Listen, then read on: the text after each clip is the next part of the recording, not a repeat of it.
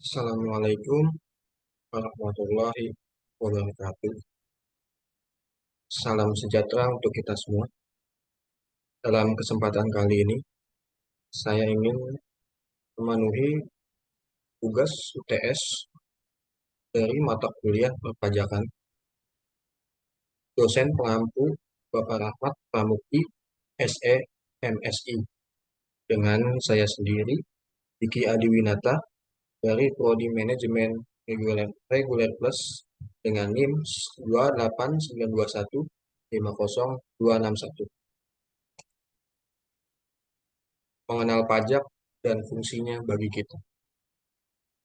Bagi sebagian orang, mendengar kata pajak mungkin merupakan momok tersendiri karena dianggap beban. Namun, tak dapat dipungkiri bahwa pajak merupakan tulang punggung penerimaan negara.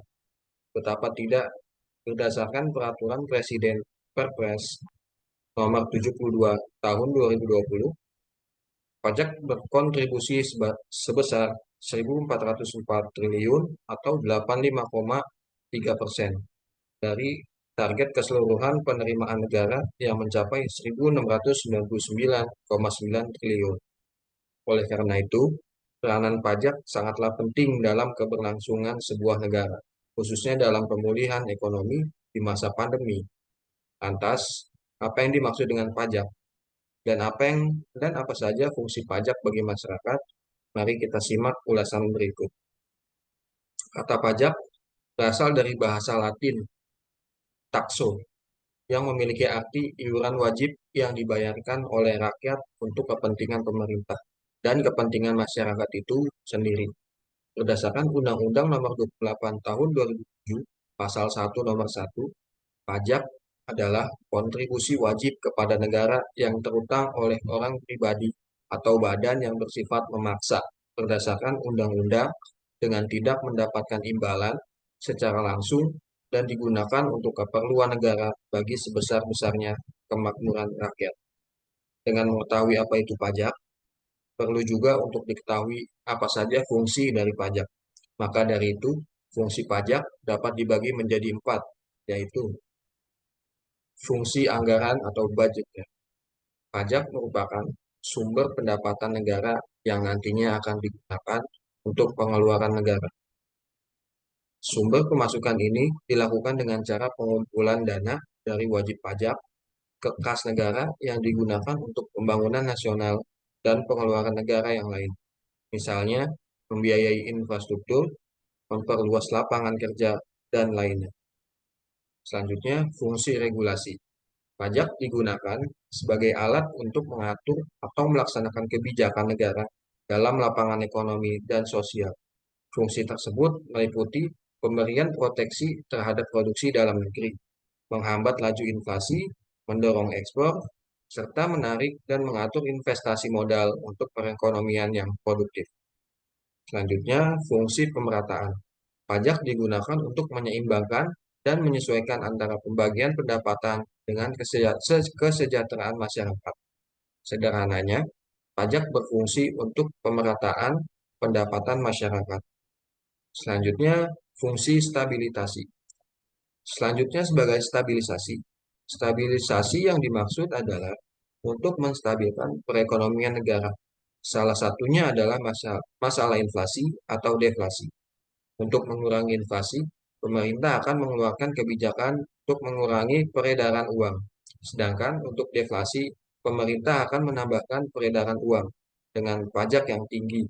Jumlah uang yang beredar bisa berkurang sehingga tidak terjadi inflasi.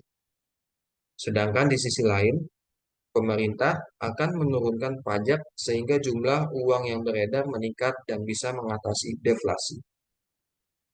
Selain fungsi, pajak juga memiliki berbagai manfaat yang berguna bagi masyarakat, mulai dari pembangunan sarana umum, jalan raya, sekolah, rumah sakit, pasar, dan lain sebagainya, subsidi listrik dan bahan bakar, serta penyediaan fasilitas bantuan sosial bagi masyarakat.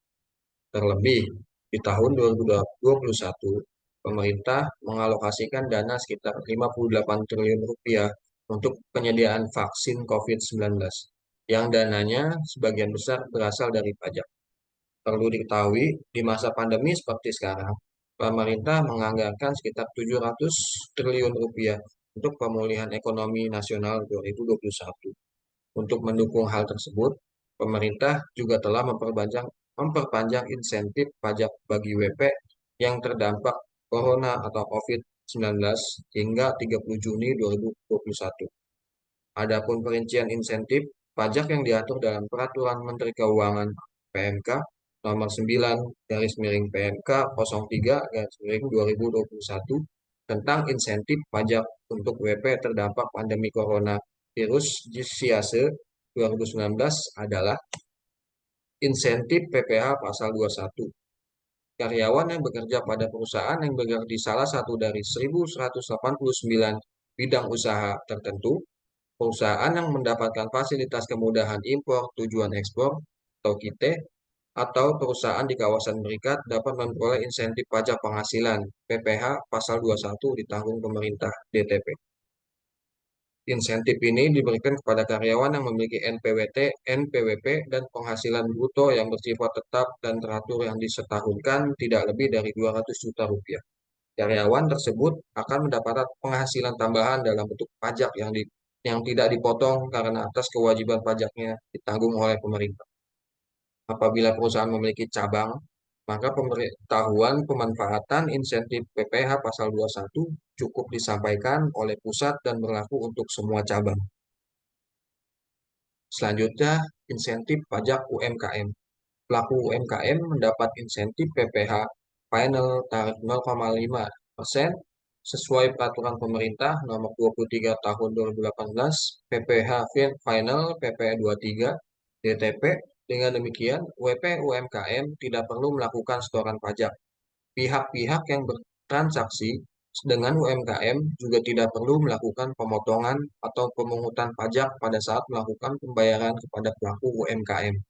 Pelaku UMKM yang ingin memanfaatkan insentif ini tidak perlu mengajukan surat keterangan PP 23, tetapi cukup menyampaikan laporan realisasi setiap bulan. Selanjutnya, insentif PPh final jasa konstruksi. WP yang menerima penghasilan dari usaha jasa konstruksi dapat program percepatan peningkatan tata guna air irigasi P3 TGAI mendapatkan insentif PPh final jasa konstruksi DTP. Pemberian insentif ini dimaksudkan untuk mendukung peningkatan penyediaan air atau irigasi sebagai proyek padat karya yang merupakan kebutuhan penting bagi sektor pertanian. Selanjutnya, insentif PPh pasal 22 impor. WP yang bergerak di salah satu dari 730 bidang usaha tertentu, sebelumnya 721 bidang usaha. Perusahaan kita atau perusahaan di kawasan berikat mendapat insentif pembebasan dari pemungutan PPh pasal 22 impor. Selanjutnya, insentif angsuran PPh pasal 25. WP yang bergerak di salah satu dari 1018 bidang usaha tertentu, sebelumnya 1013 bidang usaha. Perusahaan kita atau perusahaan di kawasan berikat mendapat pengurangan angsuran PPh pasal 25 sebesar 50% dari angsuran yang seharusnya terutang. Selanjutnya, insentif PPN. Pengusaha kena pajak beresiko rendah yang bergerak di salah satu dari 725 bidang usaha tertentu. Sebelumnya 716 bidang usaha. Perusahaan kita atau perusahaan di kawasan berikat mendapat insentif restitusi dipercepat sehingga jumlah lebih banyak paling banyak 5 miliar rupiah. Jadi, sudah tahu kan pentingnya pajak? Mari menjadi masyarakat taat pajak. Karena pajak sehat, negara pun akan kuat. Negara kita sangat membutuhkan pajak untuk membiayai keperluannya. Pembangunan infrastruktur seperti misalnya jalan, jembatan, kemudian subsidi untuk makanan, beras, benih, pupuk, belanja pegawai seperti gaji guru, polisi, dan lain sebagainya, dan juga bantuan sosial untuk keluarga miskin.